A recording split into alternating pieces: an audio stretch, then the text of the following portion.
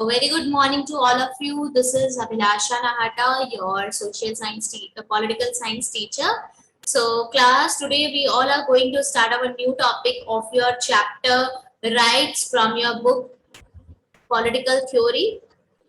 So, the name of the topic is Where Do Rights Come From?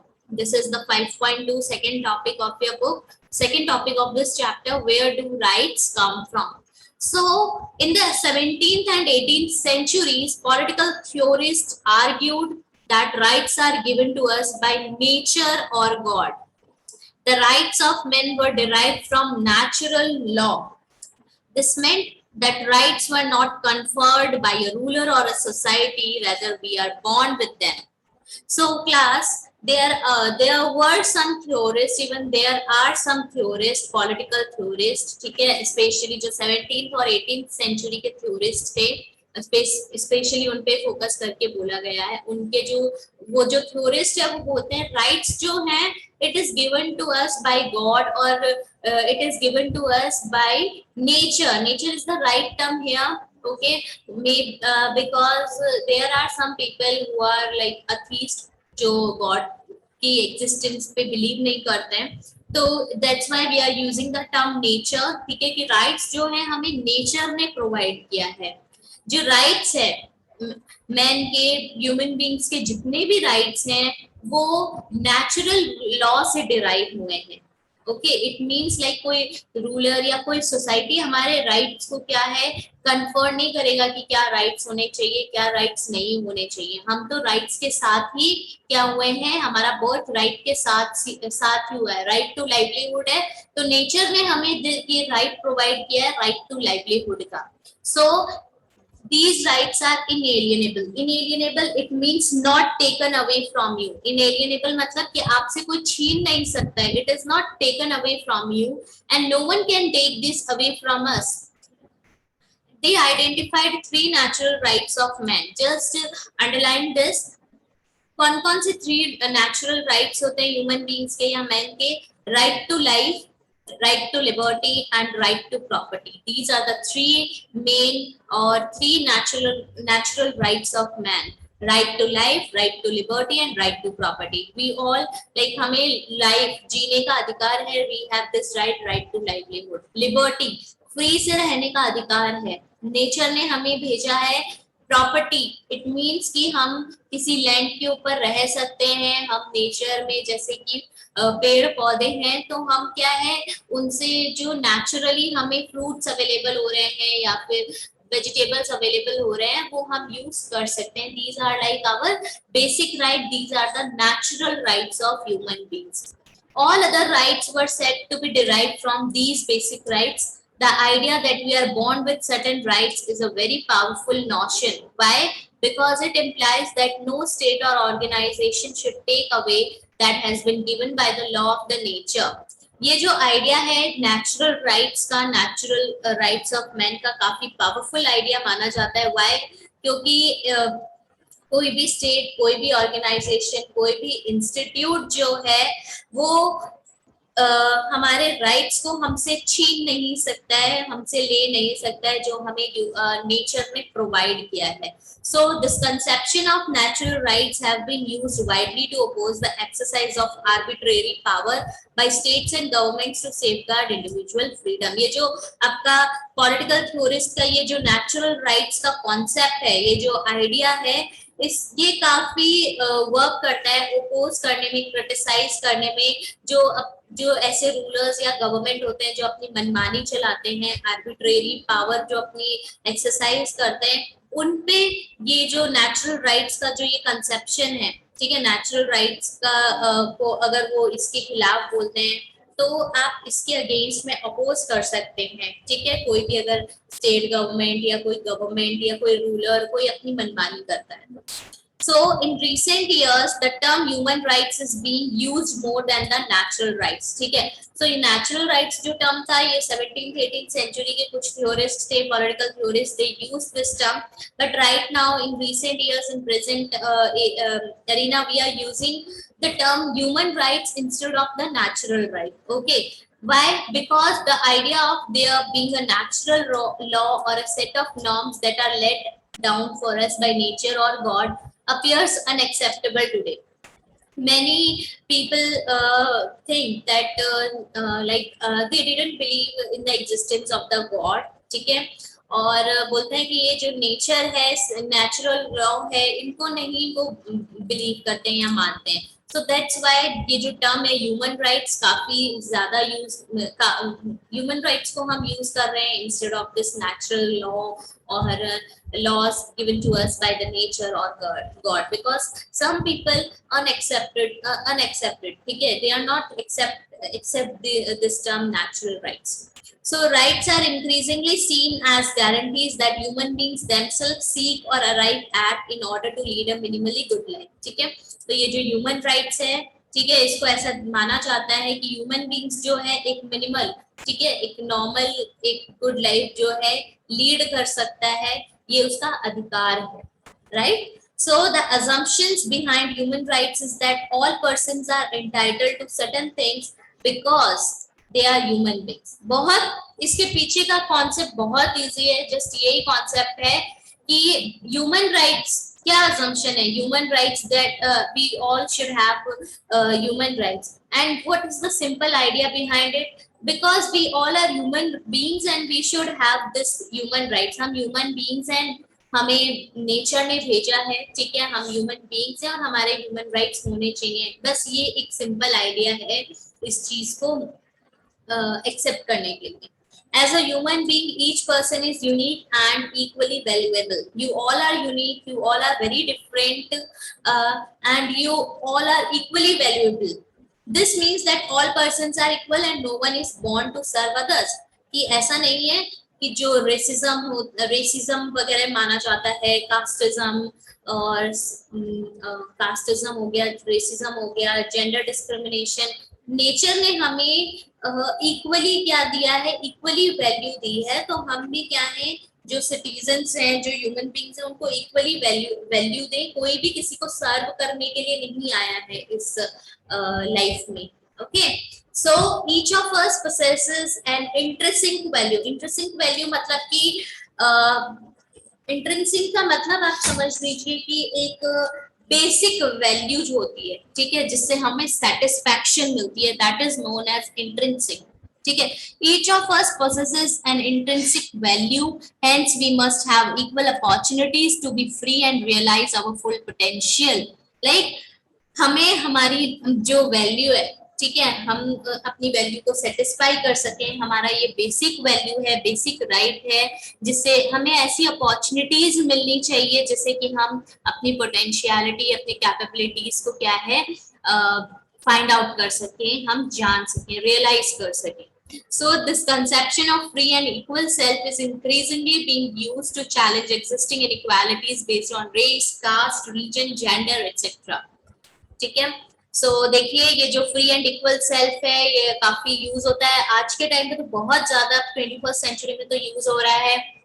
जो inequalities societies में present है different basis पे, चाहे वो रेस के बेसिस पे हो, कास्ट के, रिलीजन के, जेंडर के बेसिस पे हो, तो ये सब चैलेंजेस को फेस करने में ये जो free and equal, liberty and equality का जो कॉन्सेप्ट है, हमें काफी हेल्पफुल है. So today the United Nations universal declaration of human rights, हम इसके बारे में आगे चैप्टर में पढ़ेंगे. यू ऑल हैव दिस एक पैराग्राफ गिवन है जिसमें universal declaration of human rights के बारे में दिया गया है.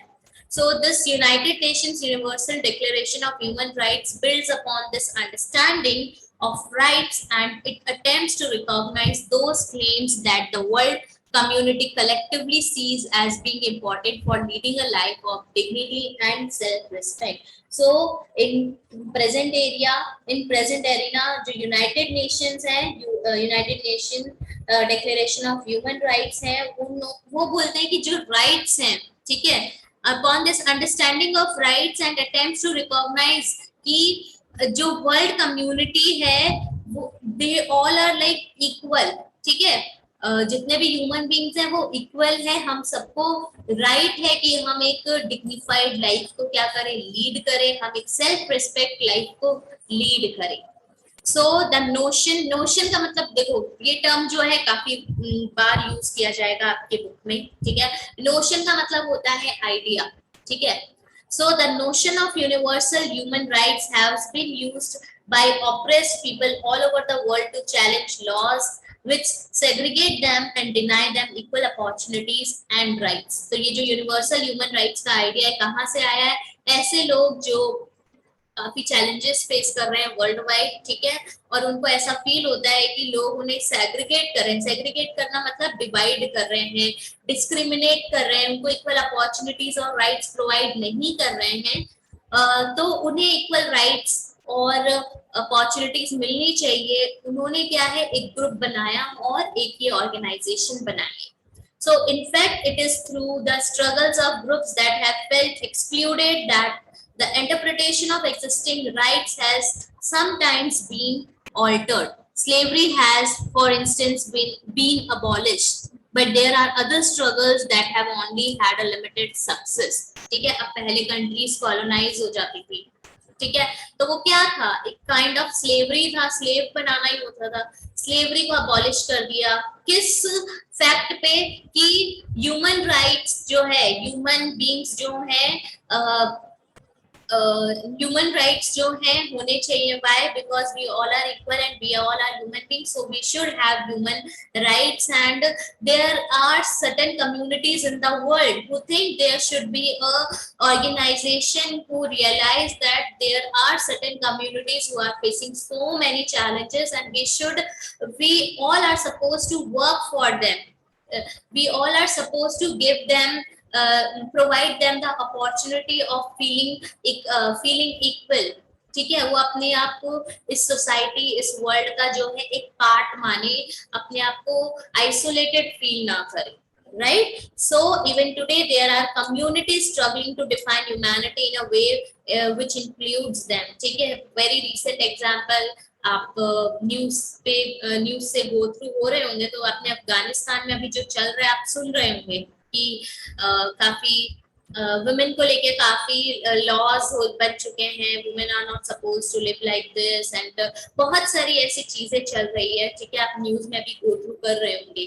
तो humanities, there are certain communities, even हम अपने इंडिया में भी देख लेते हैं कुछ ऐसी कम्युनिटीज हैं जो आज के टाइम पे भी स्ट्रगल कर रही है इक्वालिटी के लिए, ठीक है, कि उनको भी इक्वल ह्यूमन राइट्स मिले। So the list of human rights which people have claimed has expanded over the years as societies face new threats and challenges. जैसे जैसे हम बोलते हैं ना कि like technology is the mother to the necessity, कि जैसे जैसे हमारी जरूरत होती है उसके अकॉर्डिंग टेक्नोलॉजीज भी क्या होती है, डेवलप होती रहती है। फॉर एग्जांपल, हम सबको अभी ऑनलाइन क्लासेस लेनी है तो काफी बहुत सारी ऐसी चीजें हैं जो डेवलप होके आई है, ठीक है। पहले जूम या वीडियो कॉन्फ्रेंस या ऐसा ऑनलाइन सेशन के काफी कम प्लेटफॉर्म्स थे भी, तो बहुत लिमिटेड उसमें यूज होते थे कि कॉर्पोरेट ऑफिस या वहां पे यूज होते थे। But right now like each one of us, like mostly each one of us या हर एक घर में कोई ना कोई तो इस प्लेटफॉर्म को यूज कर ही रहा है, ठीक है। तो जैसे जैसे जरूरत होती है वैसे वैसे क्या है, हम अपनी नीड्स और रिक्वायरमेंट को फुलफिल करते हैं, ऐसी टेक्नोलॉजीज आती है। तो just like that human rights, जैसे जैसे ह्यूमन बींग्स जो है चैलेंजेस फेस करते हैं, न्यू थ्रेट्स फेस करते हैं, तो वैसे वैसे सोसाइटीज में ह्यूमन राइट्स के लिए जो है क्लेम कि क्या क्या ह्यूमन राइट्स होने चाहिए, उसके जो क्लेम्स हैं वो काफी बढ़ते, वो लिस्ट जो है एक्सपेंड ही होते जा रही है। So for instance, there is an example given in your book.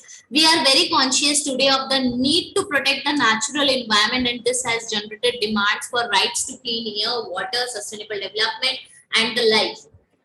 For example, जैसे कि आज से 100 years या फिर 200 years पहले जब इतना इंडस्ट्रीज वगैरह न्यूली डेवलप हुई थी, उससे पहले जब कोल वोल का इतना यूज नहीं होता था, बट आज के टाइम पे इतना यूज हो रहा है, हमारा इन्वायरमेंट इतना पल्यूट होने लग गया just because of industrialisation, just because of like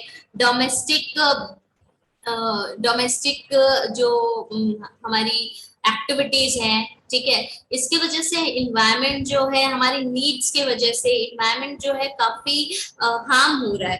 तो हम क्या क्लेम कर रहे हैं, we need to protect the natural environment and this has generated the demands कि we should have this right to have clean air, right to have safe drinking water. सबने सुना होगा, you all have heard these types of rights. We have right to clean, right, we have this right to have safe drinking water, right to have clean air, etc. So जैसे जैसे हमारी demands या हमारी needs या फिर हमें feel होता है कि नहीं ये राइट्स होने चाहिए, वैसे वैसे राइट्स जो हैं उनकी लिस्ट एक्सपेंड होती रहती है। A new awareness about the changes which may people, especially women, children, or the sick face in times of war or natural crisis has also led to demand for a right to livelihood. Okay? There were some countries, even there are some countries where especially women and children were like feeling so sick, and they had faced so many things. तो जो ये natural crisis हुआ या फिर कुछ भी, अभी अफगानिस्तान में भी जो वुमेन की सिचुएशन है वो काफी वर्स्ट सिचुएशन है वहाँ पे, ठीक है। तो वहां पे क्या है, तो ऐसे जो सिनेरियोस होते हैं, ऐसे जब टाइम आता है तो हमारी नीड जो है वो नीड्स बढ़ जाती है और हम दूसरे राइट्स को क्लेम करने लग जाते हैं। जैसे वुमेन और चिल्ड्रन जब वॉर के टाइम उन्होंने देखा कि उनकी तो जो उनकी कंडीशन तो बहुत ज्यादा वर्स्ट होते जा रही है, तो they started demanding for right to livelihood, की जीने का अधिकार है, right to of children and the right of children, rights होने चाहिए चिल्ड्रंस के लिए, एजुकेशन राइट्स होने चाहिए। So such claims express a sense of moral outrage. Outrage means fears होता है, ठीक है, गुस्सा आना। Such claims express a sense of moral outrage about infringements of people's dignity, and they also act as a rallying call to people to try and extend rights to human beings. अब ये वाला statement, ये जो line है अच्छे से समझना, ये इस टाइप के जो क्लेम्स हैं, such claims express a sense of moral fears. Morally जो है मतलब कि हम काफी फियर्स हो जाते हैं, हम काफी गुस्से में आ जाते हैं अबाउट ये जितने भी वायलेशंस होते हैं। इन्फ्रिंजमेंट्स का मतलब होता है आप जब वायलेशंस को ब्रीच करते हो, ठीक है, वायलेशन ब्रीच है, ठीक है, जहाँ पे लोगों की जो डिग्निटी है वो ब्रीच हो रही है, वायलेट हो रही है, और इस वजह से they act as a rallying call. Rallying call क्या होता है, जब जो पॉपुलेशन है वो रैली करने के लिए, they like it is a belief which encourages people to unite and act, ठीक है। एक ऐसा बिलीफ है रैलिंग कॉल कि बहुत सारे लोग इकट्ठा होते हैं, एक दूसरे को एनकरेज करते हैं, साथ में मिलते हैं, और उस कोई भी एक्शन उनके अगेंस्ट होता है तो उसके अगेंस्ट में वो एक्ट करते हैं या बोलते हैं, that is called a rallying call, ठीक है। कमिंग टुगेदर एंड एक दूसरे को सपोर्ट करना is, you can say, rallying call. So there is a अगर जब ये infringements होती है कि जब लोगों की जो dignity है वो violate हो रही है, तो ये rallying call को like they also act as a rallying call, और people जो है अपने human beings के rights को extend करते हैं। We should not understate the extent and power of such claims, ठीक है। बहुत सारे लोग बोलते हैं कि ठीक है तो वो लोग आएंगे, बैठेंगे, धरना देंगे, हो जाएगा, नहीं। We should not extend this power of understate the extent and power of such claims, because like बहुत wide support, worldwide काफी support मिलता है। So you may have heard about the pop star Bob Geldof. Bob Geldof जो है एक Irish singer है, 1984 में उस टाइम 1980s के टाइम पे काफी फेमस थे। तो 1984 में उनका जो आप बोल सकते हो क्या बोलते हैं, ग्रुप है, एक बैंड है, ठीक है, उस बैंड का नाम था बैंड एड, ठीक है।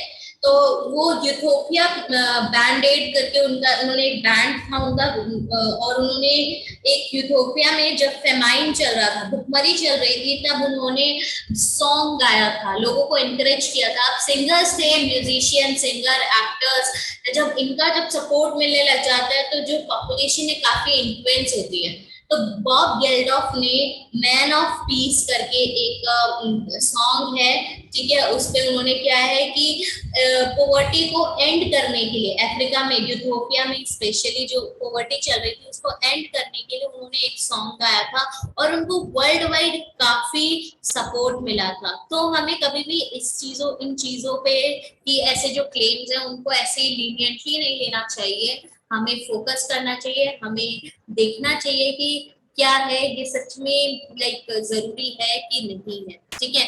इवन बहुत सारे टीवी रिपोर्ट्स भी हम देखते हैं, ठीक है, ऑर्डिनरी पीपल के क्लेम्स देखते हैं। और आज के टाइम पे तो सोशल मीडिया इतना एक्सपेंड हुआ है, इतना एक्टिव है कि अगर कोई भी हमें बात अगर स्प्रेड करनी है, कोई भी बात हमें बतानी है किसी को, तो वी कैन इजिली हम बहुत इजीली बता सकते हैं। We have this very strong platform with us, that is the platform of social media, right. So rights जो है, देखा आपने पहले 17th 18th सेंचुरी में पॉलिटिकल थ्योरीज ने बोला था कि नेचुरल राइट्स है, फिर धीरे धीरे कुछ लोग जो है उसे इस टर्म को they felt and they like unaccepted this term natural rights, and instead of natural rights they started using human rights. Okay, so there is a theory or you can say there is a box जहाँ पे एक बहुत ही like important 19th century के बहुत ही important आप theorist हैं Immanuel Kant, उनके क्या ओपिनियंस थे ह्यूमन डिग्निटी को लेके, we will talk about it. Okay, we will talk about it later on, हम अपनी नेक्स्ट क्लास में करते हैं, ठीक है। Go through this topic and if you face any problem do let me know. In our next class we will talk about Kant on human dignity, and after that we will talk about legal rights and the state. Okay, so this is all about today. Thank you so much for joining the class. Bye bye, take care.